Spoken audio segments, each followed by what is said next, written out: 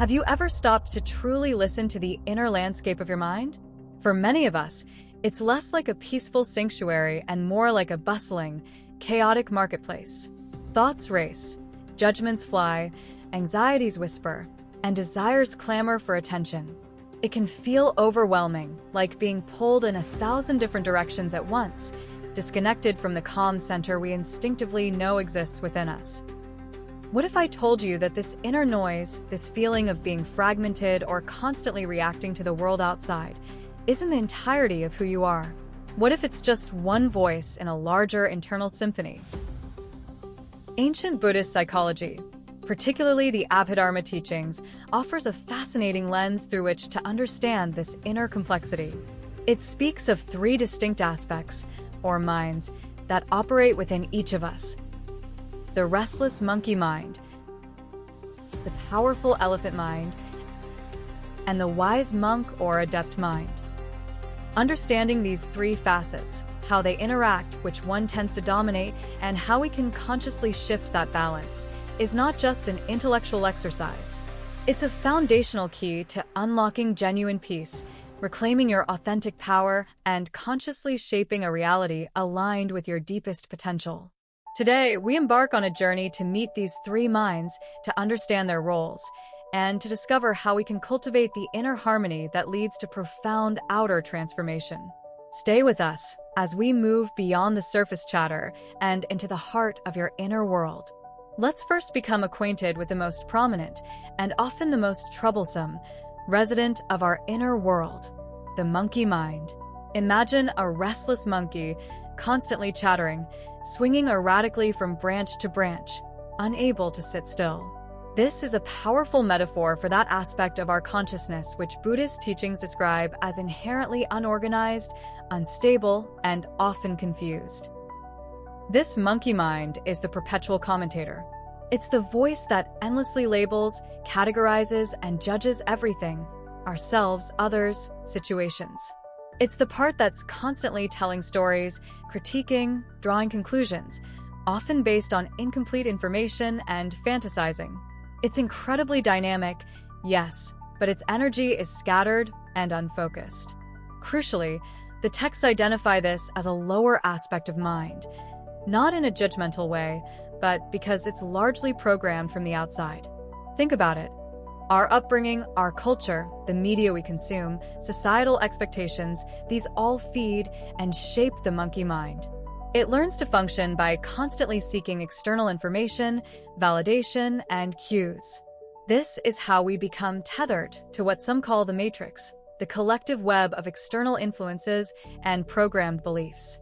The monkey mind constantly seeks to connect to this external framework, making us highly susceptible to the ups and downs of the outside world. It craves attention, acceptance, validation. It desperately wants to be seen, heard, and above all, to be right. This outward focus, this constant need for external mirroring, is what Carl Jung identified as the persona, the social mask we construct and present to the world. Many of us tragically mistake this mask, this externally programmed monkey, for our true selves. Because its nature is inherently unstable and externally focused, the monkey mind simply cannot rest in the present moment. It's constitutionally incapable of being fully here and now. It's always dragging us back into replays of the past, regrets, resentments, nostalgic loops, or projecting us forward into anxious fantasies about the future. Worries, plans, what-ifs. It lives there and then, or somewhere else, anywhere but the vibrant aliveness of the present. This constant time traveling and external seeking is the root of so much human suffering. It fuels anxiety, creates dissatisfaction, and prevents us from experiencing the richness of life unfolding right in front of us. It's also why so many people struggle profoundly with focus in today's world. The monkey flits from one stimulus to the next, leaving our attention fragmented and our energy depleted. Furthermore, the monkey mind is not inherently creative in the deepest sense. It excels at imitating, interpreting, and rearranging what it picks up from the outside world. Think about much of our modern culture: endless remixes, reinterpretations, trends that echo each other. This is the monkey mind at play on a collective scale. True, original creativity, the kind that springs from a deeper wellspring, requires moving beyond this imitative tendency. And perhaps the most defining characteristic, the one that causes immense friction in our lives, is the monkey mind's obsession with control. Because it feels unstable and relies on external validation, it tries desperately to control its environment, outcomes, other people, and even its own chaotic thoughts. It builds rigid belief systems and resists anything that challenges them. This drive for control, stemming from fear and insecurity, puts us in constant opposition to the natural, unpredictable flow of life itself. Now, let's look deeper, beneath the monkey's incessant chatter. Here we encounter the elephant mind.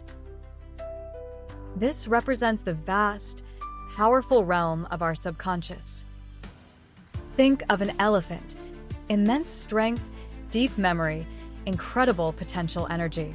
This is the powerhouse within us, holding the raw material of our experiences, emotions, and deeper instincts.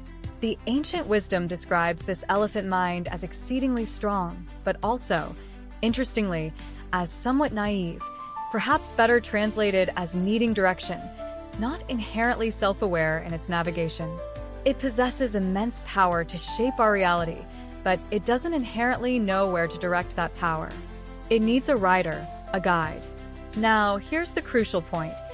In most people, who is riding this powerful elephant? It's the frantic, externally programmed monkey mind. Imagine the consequences. The fearful, judgmental, control-obsessed monkey mind is attempting to steer the immense creative power of the subconscious. What kind of reality does this generate? Exactly the kind the monkey mind understands, a reality based on concepts, judgments, and most significantly, polarization. Good versus bad, right versus wrong, us versus them, success versus failure. It generates a world perceived through conflict, limitation, and struggle. This subconscious, guided by the monkey, creates the very fabric of the conceptual matrix we experience, a reality that often feels constricting, conflicted, and lacking true depth. Because the monkey itself is a product of external programming, the reality it co-creates with the elephant isn't truly our authentic reality. It's a second-hand experience generated by borrowed beliefs and conditioned reactions. But the story doesn't end there. Within every one of us lies the potential for a different kind of awareness, a different guide. The monk mind or adept mind. This represents our higher self, our innate wisdom, our direct connection to the source of life itself. Unlike the monkey mind, which is largely formed by external input, the adept mind isn't something we simply acquire. It's something that needs to be awakened, cultivated, born within us. And where does this awakening occur? The teachings point unequivocally to emptiness. Now, emptiness here doesn't mean nothingness or absence. It refers to a state of profound inner stillness, a spacious awareness free from the constant chatter and identification of the monkey mind. It's the fertile ground of pure potential, the silent source from which all true creation arises. Accessing this state often begins, as many traditions teach, by grounding our awareness deep within the body, particularly in the energetic center known as the Hara, located in the lower abdomen. As we learn to cultivate this inner stillness, this state of emptiness, the adept mind begins to emerge and strengthen.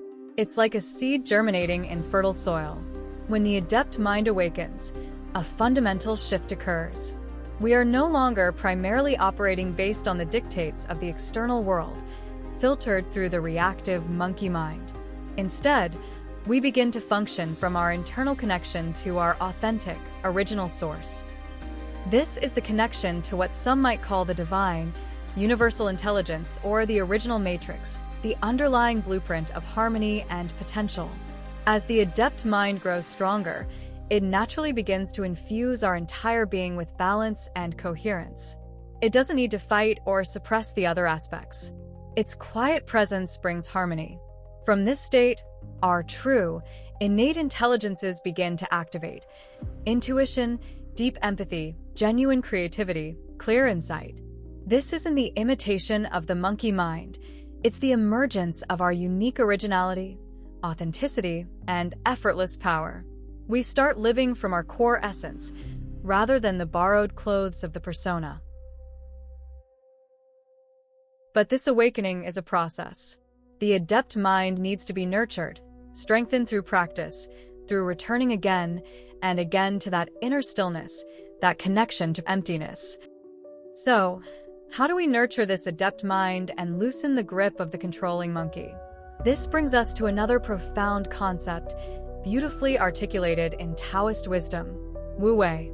Wu Wei is often translated as non-doing or effortless action. This doesn't mean laziness or passivity.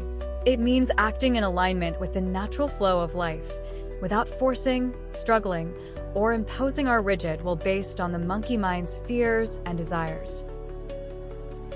It's a state of intelligent spontaneity, of moving with the current of existence rather than fighting against it. Think about the monkey mind's core strategy: control. It tries to force outcomes, manipulate situations, hold on to rigid plans. Wu Wei is the exact opposite. It arises from letting go of that need to control.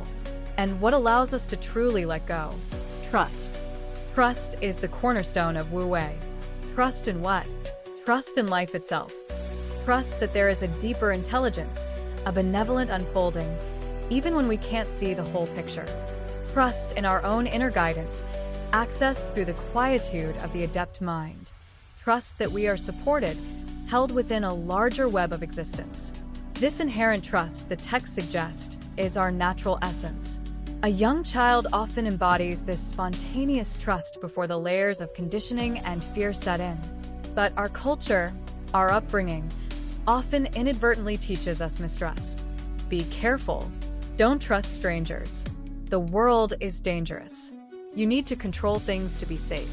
We are conditioned to fear, to rely on external structures and authorities for security, rather than cultivating our own inner knowing and resilience. When we lose this inner trust, we inevitably seek external replacements. We look for gurus, leaders, systems, ideologies to tell us what to do, how to live, what to believe. We give away our power, our discernment, to these external authorities, often without questioning. The monkey mind readily seeks these figures because it craves certainty and direction from the outside. But this dependence keeps us disempowered and susceptible to manipulation. True empowerment comes from reclaiming our inner authority, rooted in the trust cultivated by the adept mind. This alignment with the natural flow, facilitated by trust and Wu Wei, allows us to perceive another key Taoist concept: Li. Li refers to the organic, intricate, and beautiful patterns inherent in nature, the veins of a leaf, the spirals of a galaxy, the grain in wood, the flow of water. It represents the underlying natural order, the inherent intelligence woven into the fabric of existence. When we operate from the controlling, linear monkey mind, we impose artificial structures that often clash with Li. We try to force nature and ourselves into rigid boxes. But when we practice Wu Wei, when we trust the flow, we naturally begin to align with Li. Our actions become harmonious with the larger pattern. Things start falling into place effortlessly, synchronicities appear. We begin to sense and participate in the inherent order of the universe, rather than fighting against it. What happens, then, as the adept mind strengthens, as we cultivate Wu Wei and trust, as we align with Li, a profound integration begins to occur. The goal isn't to destroy the monkey mind or the elephant's power. It's about restoring the natural hierarchy. The wise, centered adept mind becomes the gentle guide for the powerful subconscious elephant. The monkey mind's frantic chatter subsides. It might still offer observations, but it no longer dominates the scene. Its desperate need for control dissolves in the ocean of trust. It simply steps aside from the driver's seat. As this inner rebalancing happens, our external reality begins to transform. We find ourselves naturally living more and more in the present moment. The past loses its grip, the future its anxious allure. We experience the profound peace and power that reside only here and now, the only place life truly unfolds, the only point of access to divine flow and inspiration. Our perception clears. We start seeing through the illusions and projections generated by the fearful monkey mind. The world appears less threatening, less polarized. We recognize the interconnectedness of all things. The sense of separation from ourselves, from others, from nature begins to dissolve. We realize we are nature, not separate conquerors of it. This fosters deep respect and reverence for all life. We naturally take responsibility for our lives, not as a heavy burden imposed by the monkey mind's guilt, but as a joyful reclaiming of our creative power, guided by the adept mind's wisdom. We become our own authority, trusting our inner compass. Life shifts from feeling like a constant struggle, a battle against chaos, to feeling more like a dance, a harmonious flow. Challenges still arise, of course, but our response comes from a place of centeredness, resilience, and trust, rather than reactive fear. Action becomes purposeful, aligned, and often surprisingly effortless, guided by intuition and synchronized with the flow of Li. This is the lived experience of moving beyond duality towards integration and wholeness. So, the three minds, the restless monkey, the powerful elephant, the wise adept, are all part of your inner symphony. The quality of your life largely depends on which part conducts the orchestra. Recognizing them is the first crucial step. The journey involves patiently observing the monkey mind without judgment, gently withdrawing your identification with its chatter and its need for control. It involves understanding the immense power of your subconscious elephant and learning, through presence and stillness, to allow the adept mind to provide wise, loving guidance. It involves cultivating the courage to trust life, to embrace Wu Wei, and to rediscover your inherent connection to the natural order, the beautiful pattern of Li. Take a moment now to reflect. Which mind feels most active in your daily life? What is one small step you could take this week?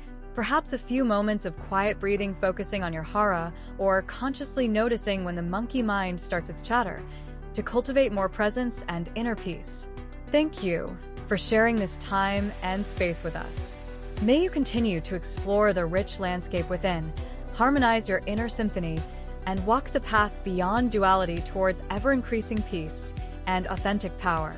Until next time.